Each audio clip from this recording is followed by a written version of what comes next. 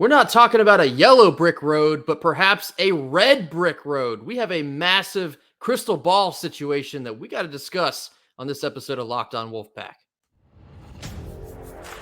You are Locked On Wolfpack, your daily podcast on the NC State Wolfpack, part of the Locked On Podcast Network, your team every day.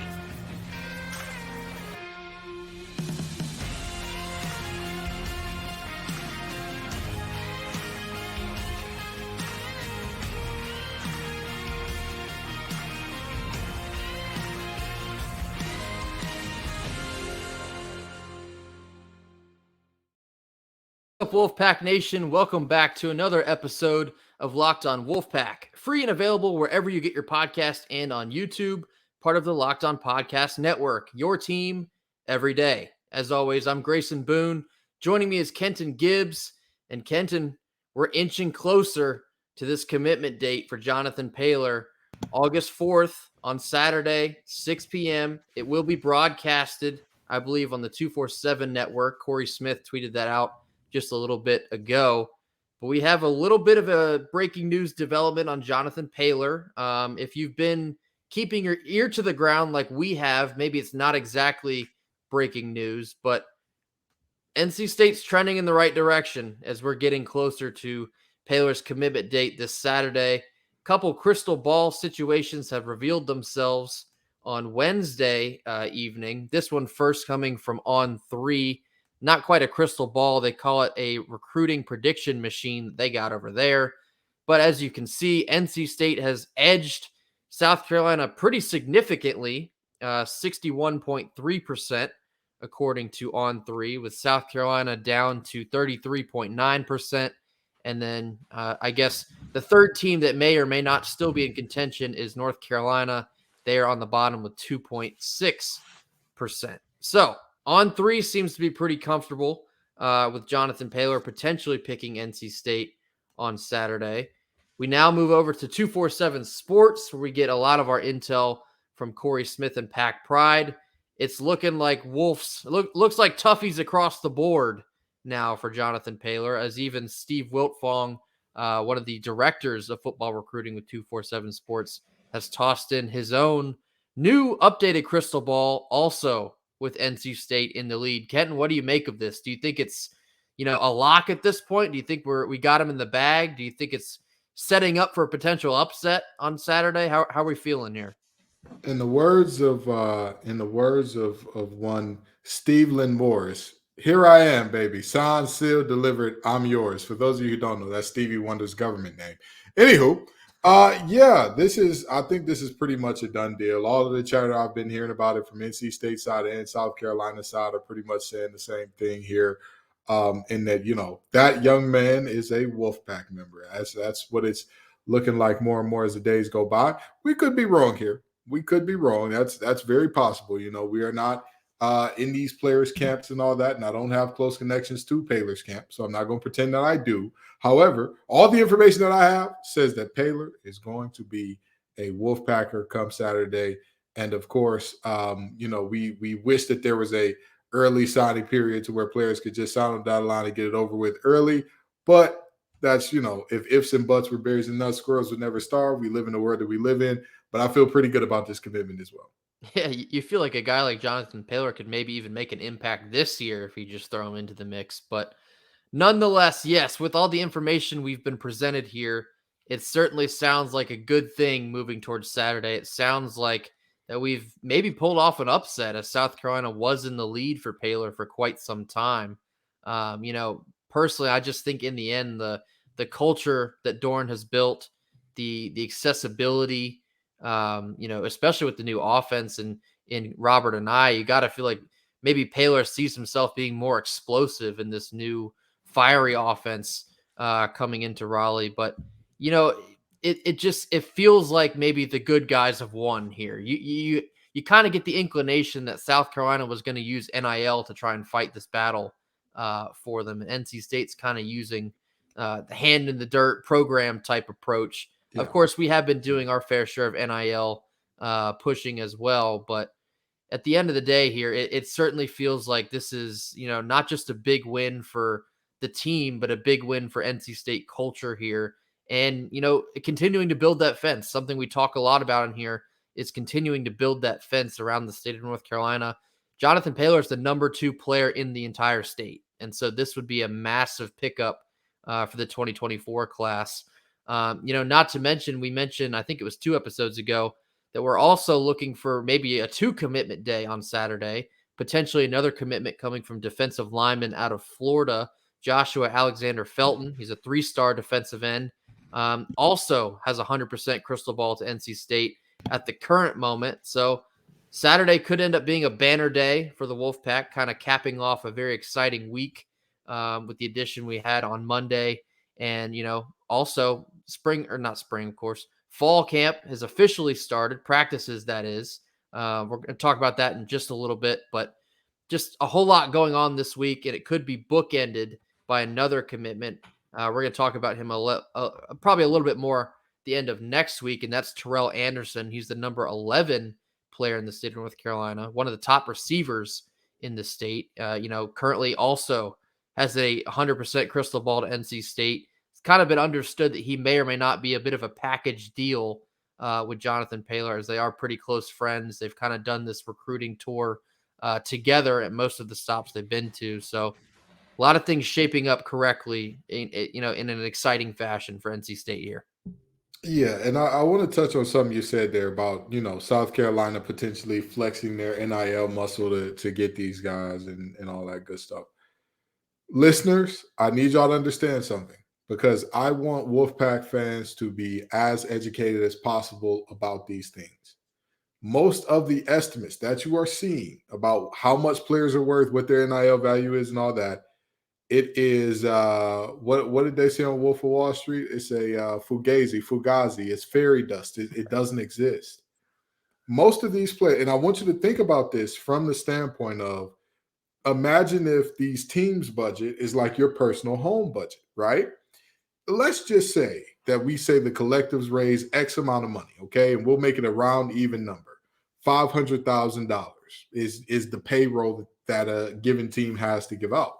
Okay, well, let's break that up amongst the players and figure out how it rolls, right? The starting quarterback is always going to get the biggest chunk, unless there's an anomaly where there's a freak of nature somewhere else on the field that they feel like is going to be more impactful than that player. Okay, so what percent of that goes to him? What percent of that goes to your big name player if it's not a quarterback? What percentage goes there? And now, when you do the math on that, you're saying, oh, but we still got to pay to get these recruits in. Where does the money come in for that? And if you do have money to pay in for the recruits, guess where the money has to get siphoned from? The players who are currently on the roster. The math is very simple here. Is there NIL deals out there? Yes.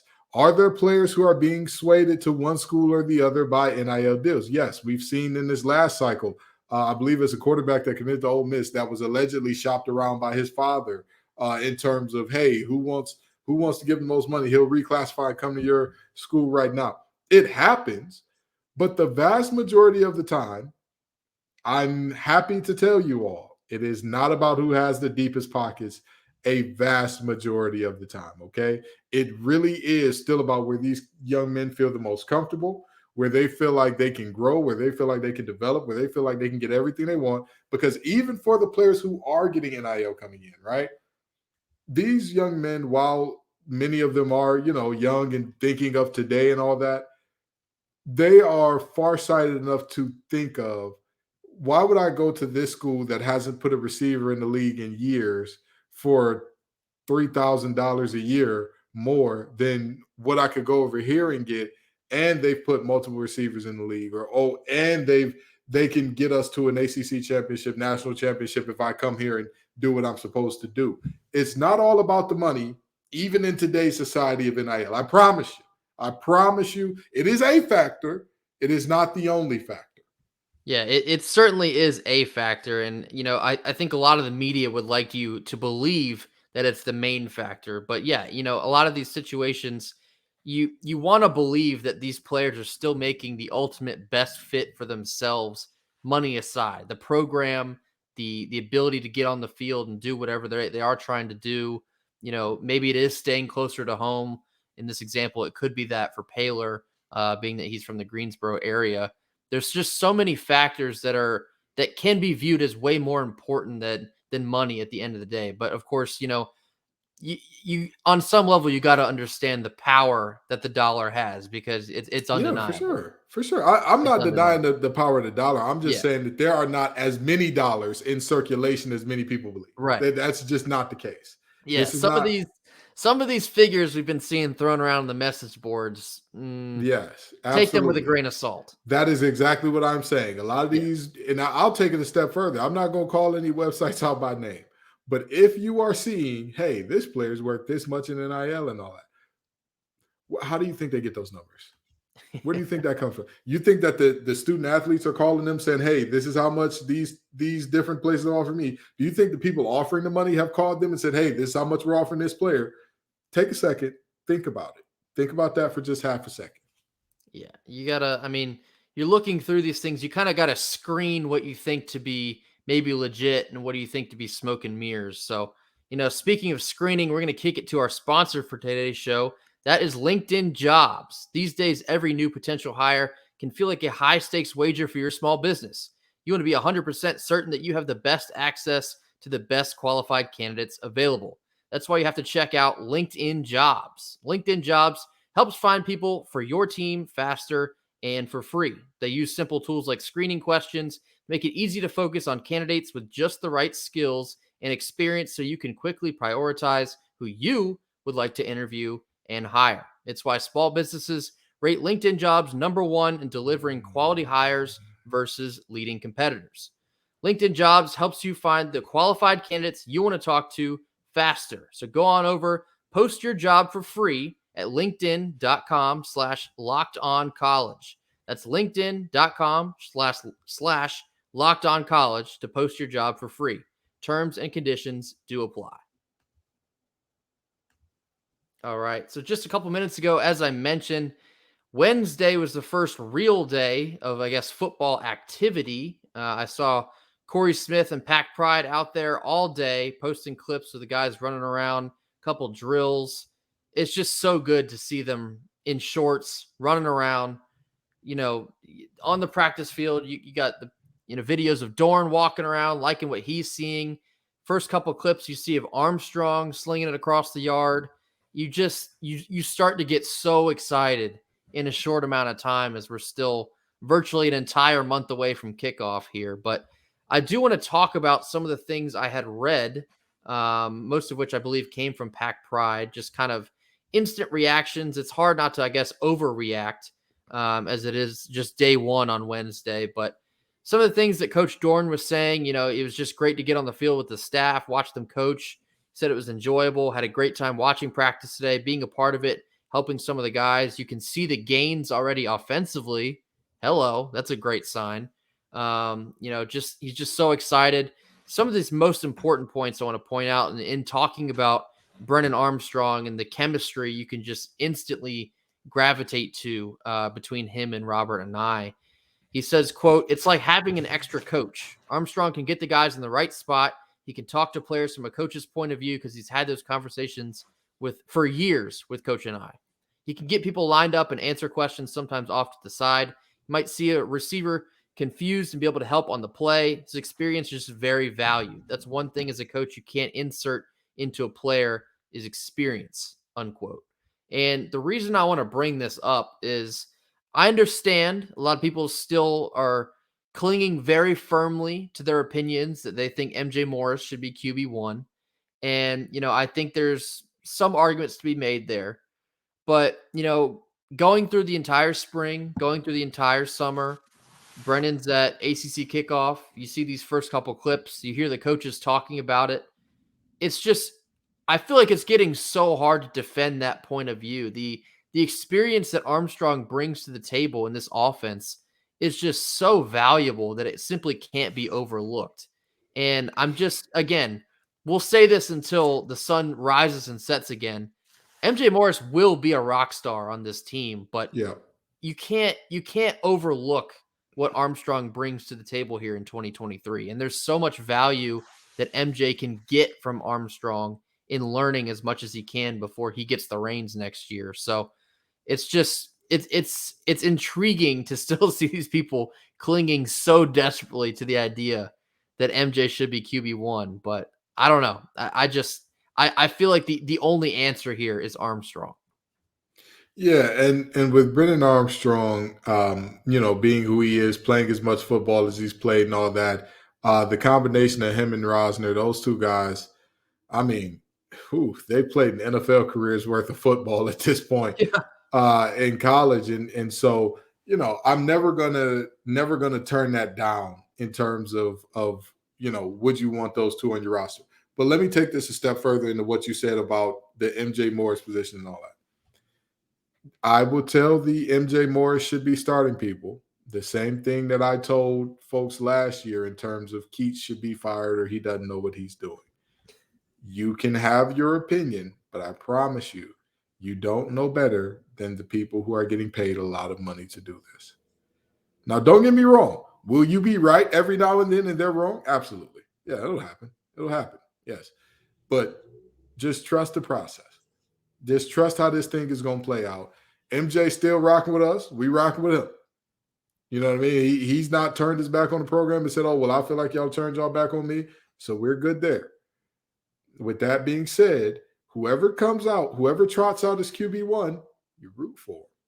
You hope that they have all the success, that they go on to have a Heisman season, that they go on to take this team to heights that NC State has never been to. That's what you do. Because at the end of the day, it should mean more to you that the guys with the block S walk away with a win than the guys with the block S walk away with a win so long as my guy is the starter. Knock it off. We don't do that here. Yeah, it's such a wild mindset to try and get behind. And I see a lot of people saying like they've seen enough out of MJ that he deserves a starting job. How? He played in, I guess, a portion of 3 games. He's played, 6 or 7 quarters in totality? And here's the thing. I'm not mad at people who believe, well, I've seen enough to know he's got the talent, he's got the upside, he's got the potential. What did Rudyard Kipling say? The old saying? As the creeper that girdles the tree trunk, the law runneth forward and back, for the strength of the pack is the wolf, and the strength of the wolf is the pack. Folks, it's a very simple equation here. MJ Morris looked phenomenal at times last year. I'm not going to deny that. However, the strength of the wolf is the pack. The team is always going to be first, should always be put first. That's just the reality. So whoever the team trots out, be it you like him, you love him, you hate him, you don't like his hair, you don't like his throwing motion, you don't like it, doesn't matter. Does not matter. Doesn't throw a tight enough spiral for you. Doesn't matter. Doesn't matter. Runs too much, whatever the case may be, does not matter.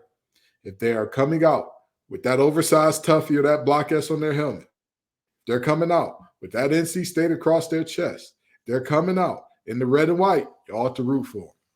Yeah, I mean, the best case scenario for all parties involved, that's players, coaches, and fans, is that Armstrong comes out and he has a fantastic year, because that is going to benefit MJ.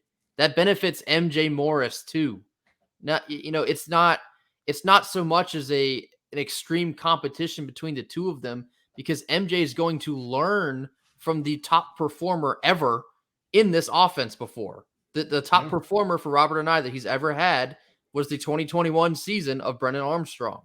Yeah. If MJ Morris can take all of this knowledge of the offense and then execute it in his own right, maybe whether it be this year or probably we hope for next year, it's going to make him a better player. It's going to make him a better quarterback. And that is what we're all looking for here. That should be the main goal for NC State fans, not, pushing these narratives that, this team is going to stink because Armstrong's the quarterback.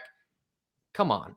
I mean, it's just a loser mentality. It just is. Like wanting the team to fail because your guy is not out there is mind-blowing. But that's how fandom works, I guess, on the other end of the spectrum, I guess you could say. But I get it. I get some of it, I should say.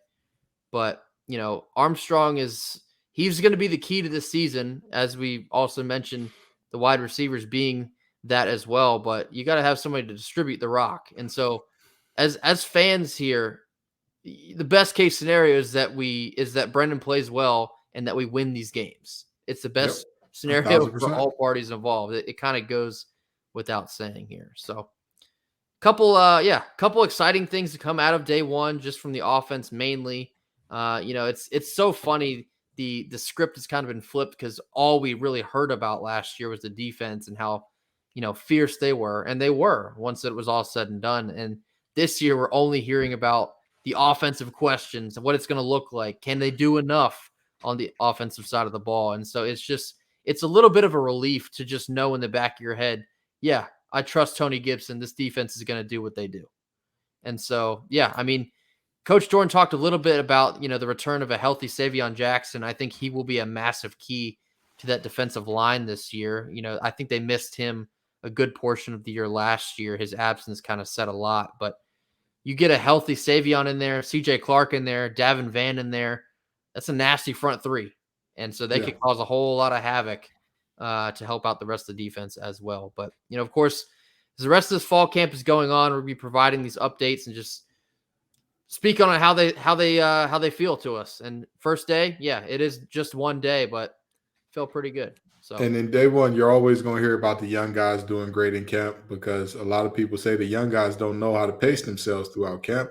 But I will say this, there are some that are just maniacs like myself that are just like, hey, I'm going to go 1,000 miles an hour until I can't anymore. Maybe why I burned my battery out early personally. But it's always good to hear that these young guys are doing well early.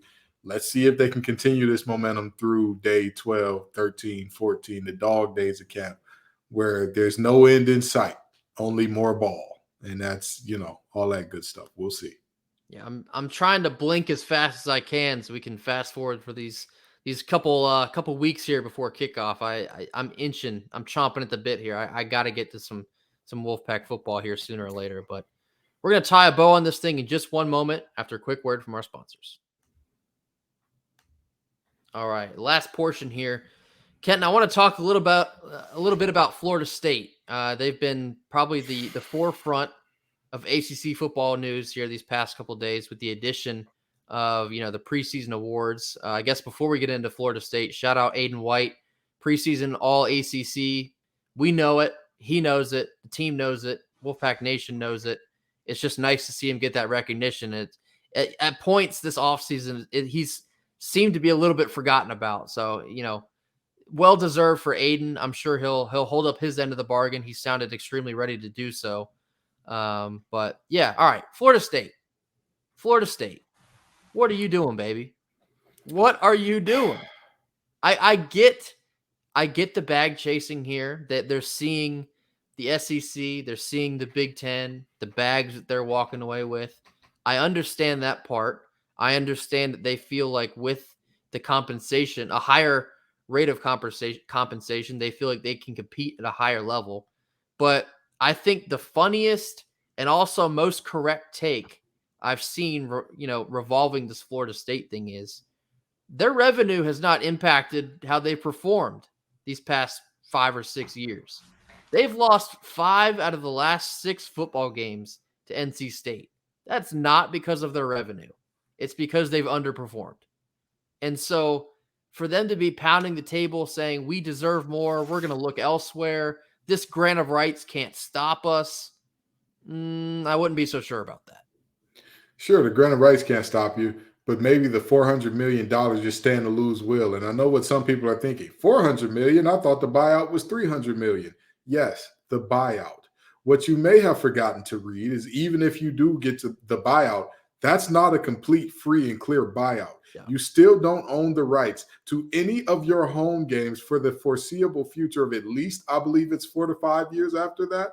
So good luck. Congratulations. I hope whatever conference you all decide to go to after potentially making a $300 million buyout will also make you a fully vested partner, even though you're not giving them rights to your home games. They are doing the thing that I reference often. They're playing chicken with a Mack truck. They're playing chicken with a Mack truck with gumption and the power of friendship. That's all they've got. That's it. It's crazy. 'Cause, like, I feel like at this point, I think Clemson could be chanting out like this, and I'd understand it a whole lot more. Florida State hasn't really been serious, at least in my opinion, since like what, Jameis Winston, 2013. And here's the thing. Here's the thing. When you're looking at dollar signs, sometimes we got to leave behind the actual success or lack thereof, right? Because Texas, when's the last time Texas has had wild success in football? Vince Young. Even further back than Jameis. But you know what Texas has? Long money. Yeah. Long money. They could turn a little person into Yao Ming's height if they stood on their pockets type money. You understand? Stand up on money. I'm 6'6". That's what they're looking at. So it's not so much about success as it is the money. But I want to point out 4 teams to you and tell me what they have in common: USC, UCLA, Texas, Oklahoma. What do those 4 teams have in common? More or less considered a blue blood of college football. Mm-hmm. They also have another thing in common. They're all leaving their conferences, but the thing that they have in common beyond that is they all waited until they were within a year or 2 of their TV deals being up. They all waited. USC didn't pay to leave. Right. UCLA didn't pay to leave. Oklahoma and Texas are paying to leave, but they're not paying a massive amount. Minimal damage, yeah. They're not paying $900, $500, $400, $300 million to leave. I just don't see a world where a public land-grant institution is going to cough up $300 million and the students there are just going to say, well, that makes sense. I'm going in debt that may last me a lifetime to be here, but we have $300 million to throw away to get out of a deal and to get into a new deal that we still won't see a net positive on for at least 6 to 7 years. What are we doing? I think it's also funny, like, even setting aside all the financial nightmare that it would be for just a second, you're not even contending in the conference you're in right now. You jump to an SEC, you think you're just going to immediately walk in and own the place? Absolutely not. They did not learn from the past, apparently, because y'all remember what happened last time those boys from Tuscaloosa came to see the boys from Tallahassee. That program, they broke them. They broke that program in half.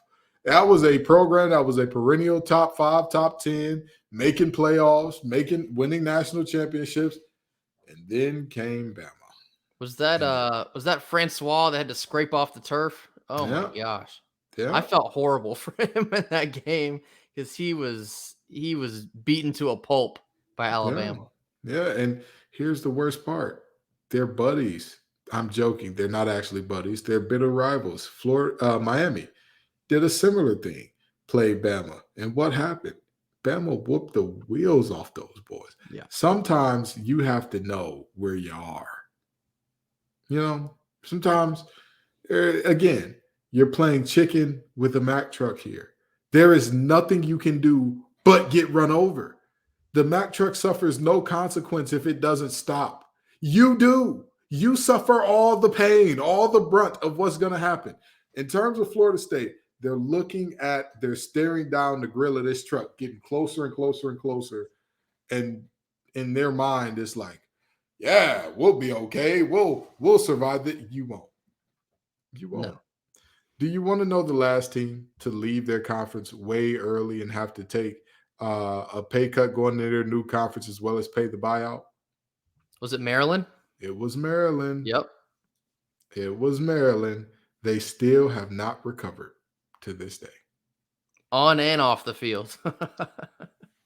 On and off the field, on and off the court, on and off multiple athletic programs. They still have not recovered. Yeah, if I'm Florida State, I might want to consider being where my feet are at least for a couple more years. You might want to reel that back in. Maybe get control of your current situation first before you start looking elsewhere. Their dip to chip ratio is abysmal. Is abysmal, you know. And I'm way too much dip. I'm a heavy dip guy. I like the Tostito scoop, so you can add your dip to chip ratio gets exponentially increased when you get the scoop. It's not unlimited. No. There's still a certain amount of dip It's just too much damn dip on that chip. Well, I think we're going to end on that note. That's going to do it for us here on Thursday. Is today Thursday? Today is Thursday. Thursday. Yeah. It's going to do it for us here on Thursday. As always, thank you all so much for tuning in with us. We've gotten several messages here these last couple weeks of people just saying, we appreciate what you guys are doing. That means a lot to us. Thank you so much. We appreciate all the support from you guys. These numbers continue to go up. We're very thankful. So thank you all so very much. Be sure to toss a like. Toss these comments in here. I'm trying to stir up some more comments on these videos and also on Twitter. Thank you all so much. You've been commenting with us back and forth on Twitter as well. I really enjoy having these conversations, whether you agree with us or disagree with us. I just like the conversation portion. And as always, mash that subscribe button as that number's continuing to climb as well. But as always, thank you so much. Go Pack. Go Pack.